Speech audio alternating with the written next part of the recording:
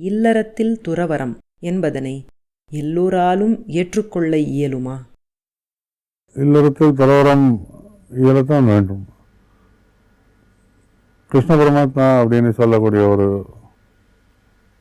Mythological figure, ஒரு அவதாரம் என்று நம்பக்கூடிய கிருஷ்ண பரமாத்மாவினுடைய ஒரு கதையை எடுத்து பார்த்தீங்கன்னா, ஏதோ ஒரு யாகம் கெட்டு போன உடனே இந்த யாகத்துக்காரங்க கேட்குறாங்க, எவர் ஒருத்தர் பிரம்மச்சாரியாக இருக்கிறாரோ அவர் ஆகுதி கொடுத்தால் இந்த யாகம் பூர்ணம் அடையும் அப்படிங்கிறாங்க. அப்போ உலகம் புறாவும் இருக்கக்கூடிய பெரிய பெரிய சாமியாருங்களும் பெரிய பெரிய ரிஷிங்களும் அங்கே யாகம் பண்ணும்போது ஒருத்தரும் தொடமாட்டேங்கிறான். ஒரு பால பிரம்மச்சாரி கூட நீ வாடா அப்படின்னா இல்லை மனசனால கெட்டு போயிட்டேன் அப்படிங்கிறான். ஸோ இவங்களுக்கெல்லாம் பயமாக போயிடுச்சு. அப்போ கிருஷ்ணர் சொல்கிறாரு, நான் கொடுக்குறேன் அப்படிங்கிறது.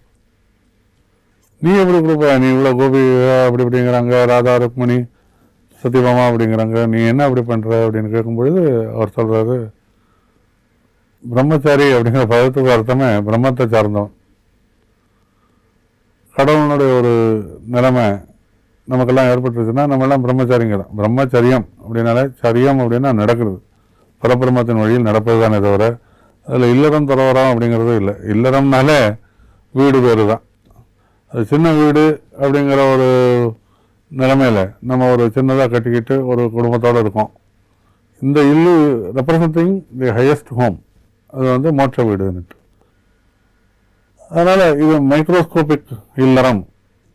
துறவரங்கிறது இந்த இல்லறத்தை திறந்த உடனே நமக்கு மோட்ச வீடு கிடைக்குது, அவ்வளோதான். இல்லறத்தில் துறவரம் சாத்தியமானா இதுதான், இப்படி தான் பண்ண முடியுமே தவிர துறவு நிலை அப்படிங்கிறது அதுக்கு தான் அர்த்தம். மனதால் துற, மனதால் இற, அப்பொழுது அறம் தானாகவே வளரும்.